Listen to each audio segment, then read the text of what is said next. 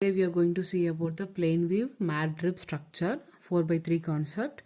இதில் வந்து பார்த்தீங்கன்னா இதுலேயும் ரெகுலர் இருக்குது இர்ரெகுலர் இருக்குது.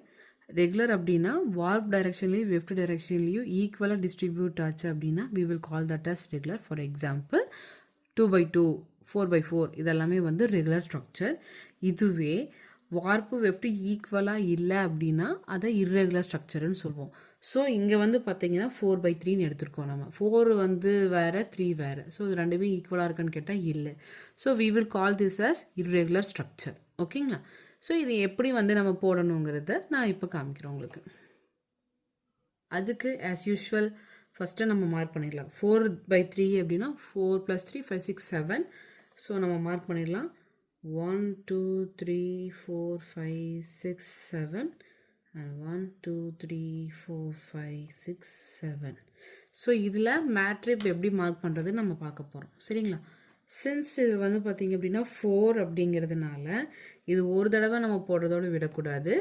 we will see. Okay, so 1 2 3 4. Okay, 4.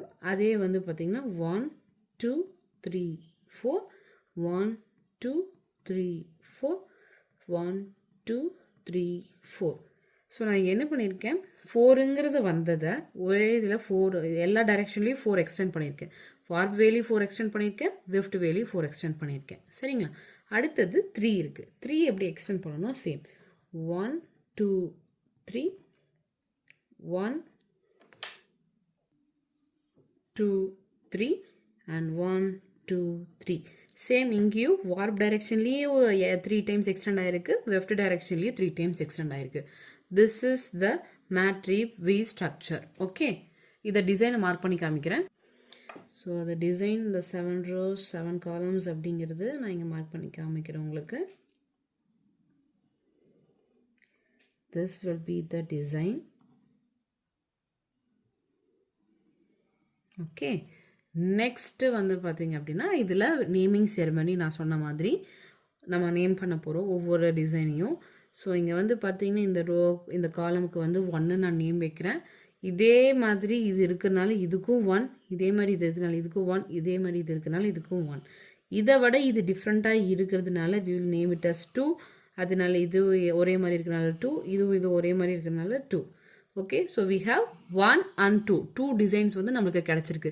Plain வீவில் இருக்க ஒரு பியூட்டி என்னென்னு கேட்டிங்கன்னா உங்களுக்கு மேக்ஸிமம் டிசைன் ரிப்பீட் 2 தான் கிடைக்கும். அதுக்கு மேலே உங்களுக்கு போகிறதுக்கு சான்ஸே கிடையாது. சரிங்களா?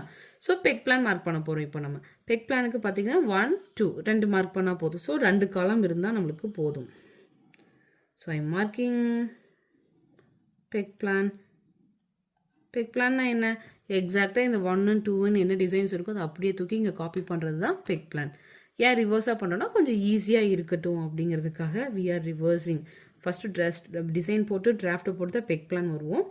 பட் நம்மளோட ஒர்க் கொஞ்சம் ஈஸியாக இருக்கணுங்கிறதுக்காக we are reversing the job. Okay, so அடுத்தது நம்ம பார்க்க போகிறது வந்து டிராஃப்ட் பிளான்.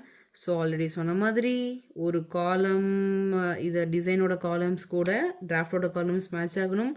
பெக் பிளானோட காலம் கூட டிராஃப்ட் பிளானோட ரோஸ் மேட்ச் ஆகணும். சின்ஸ் இங்கே வந்து பார்த்திங்கன்னா 1 row 1 column 2 column 2 columns இருக்கிறனால டிராஃப்ட்டுக்கு 2 rows இருக்கணும்.